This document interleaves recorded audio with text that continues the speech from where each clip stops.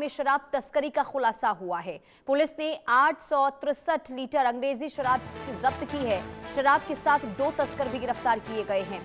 बिहार के पालीगंज में पुलिस ने शराब तस्करी के एक बड़े नेटवर्क का पर्दाफाश किया है और 863 लीटर अंग्रेजी शराब की जो खेप है वो बरामद की गई है। साथ ही साथ आपको बता दें कि गुप्त सूचना मिली थी पुलिस को, जिसके आधार पर ये कार्रवाई हुई है और इस पूरी साजिश को नाकाम किया गया है। कार्रवाई के दौरान पुलिस ने कंटेनर ट्रक को रोककर उसकी तलाश ली, जिसमें करीब 50 कार्टन में छिपाकर रखी गई अंग्रेजी शराब बरामद हुई है। मौके से भागने की कोशिश भी की गई थी आरोपियों के द्वारा, लेकिन पुलिस ने पीछा किया और गिरफ्तार कर लिया। जानकारी के अनुसार ये कार्रवाई पालीगंज के अरवल मोड़ के पास की गई। पुलिस को सूचना मिली थी कि एक संदिग्ध कंटेनर ट्रक शराब की बड़ी खेप लेकर गुजरने वाला है और टीम मौके पर पहुंची तो ट्रक संदिग्ध अवस्था में वहां पर खड़ा मिला। पुलिस ने जैसे ही देखा, इसके बाद पुलिस को देखकर ये बदमाश भागने लगे, लेकिन इसके बाद गिरफ्तारी हुई है। रितेश मिश्रा संवाददाता तमाम जानकारी के साथ जुड़ चुके हैं। रितेश, बिहार में शराब बंदी, लेकिन इसके बावजूद भी धड़ल्ले से जिस तरीके से एक के बाद एक ये खबरें सामने आ रही है शराब तस्करों को लेकर, क्या ये जानकारी मिल रही है? आखिर इतने एक्टिव कैसे हो गए ये शराब तस्कर? बिल्कुल, देखिए पहले तो इस घटना के बारे में बता दें कि पालीगंज पुलिस ने अरवल मोड़ है वहां से एक कंटेनर से पकड़ा है। तो 2 शराब तस्कर थे, उन्हें गिरफ्तार किया गया है और पता चला है कि चंडीगढ़ से शराब की खेप लाई जा रही थी। और ये कोई बहुत आश्चर्य वाली बात नहीं है। बिहार में शराबबंदी ऑन पेपर है। आप शराब अभी मांगिएगा, आपके घर में शराब पहुंच जाएगी। तो शराबबंदी की ये हकीकत है। उस राज्य में जहां हेलीकॉप्टर हायर किया गया शराबबंदी को सफल बनाने के लिए, करोड़ों रुपए के ड्रोन खरीदे गए। अब सोचिए कि जितने भी बॉर्डर हैं, ये शराब जो है यूपी से लाई जा रही है और बॉर्डर पे स्कैनर लगाए गए हैं। स्कैनर पे गाड़ियों का क्या कहे, इंसान वो जो मशीन है वो स्कैन कर दे। आखिर स्कैनर क्यों फेल हो जा रहे हैं? तो जो माफिया है वो पूरी तरीके से मिला हुआ है।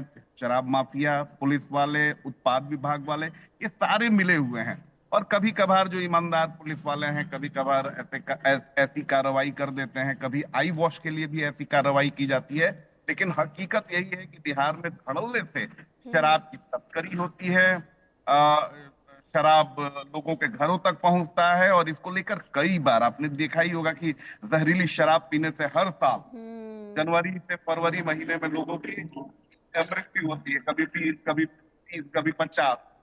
शराबबंदी अच्छा कानून लागू किया गया, लेकिन इम्प्लीमेंट जिस तरीके से हो रहा है, जिन लोगों को जिम्मेदारी दी गई है वही इसे फेल करने पर आमादा है। ये तो अब पैरेलल इकोनॉमी बन चुकी है। इसीलिए अब कोई भी नहीं चाहता है कि बिहार में दोबारा शराब, जो माफिया है, कि वो शराब जो है वो मिले सरकारी तौर पर। वो चाहते हैं कि शराबबंदी लागू रहे और उनका धंधा ऐसे ही फलता फूलता रहे। जिस शराब की कीमत दूसरे प्रदेशों में 1000 रुपए की होगी, वो बिहार में 3000 रुपए में मिलेगा, क्योंकि ब्लैक में मिलता है। तो कमाई तो खूब हो रही है। इसीलिए इस तरह से चीजें हो रही हैं। आपको जानकर हैरानी होगी कि ये तो यूरिया, जो किसानों के लिए जो यूरिया सप्लाई होता है, उसकी आड़ में हो रहा था। शराब और तस्कर जिनकी एक से गिरफ्तारी एक हुई ऐसा है रितेश, जी। क्या उनसे पूछताछ हो रही है? क्या ये पहली बार शराब की खेप वहां पर पकड़ी गई है? क्या इससे पहले भी ये जो तस्कर है ये बिहार में शराब लेकर इसी तरीके से पहुंचते रहे हैं? क्या कोई जानकारी इनके द्वारा दी गई है? देखिए, ये जो शराब तस्कर होते हैं, ये पकड़े जाते हैं फिर बेल लेकर छूट जाते हैं, क्योंकि बड़े बड़े माफिया हैं।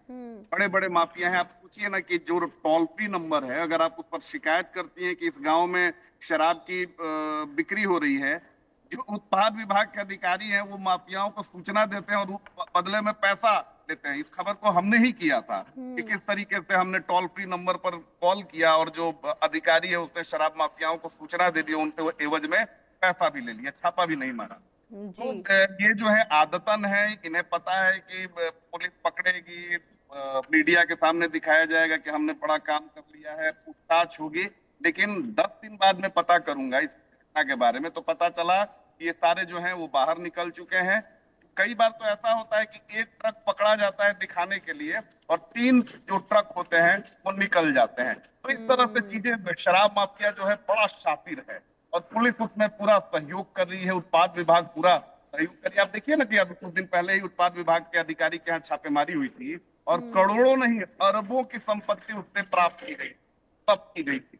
ये सारी चीजें हो रही हैं और इसे गंभीर और इसे ये पूरी बड़ा मिली बनाने भगत की जिसका जिम्मेदारी नतीजा सरकार की है। ये कि हर दिन जो आप बता रहे हैं कि कैसे शराब तस्कर जो है फलते और फूलते नजर आ रहे हैं। बहुत शुक्रिया रितेश तमाम जानकारी देने के लिए।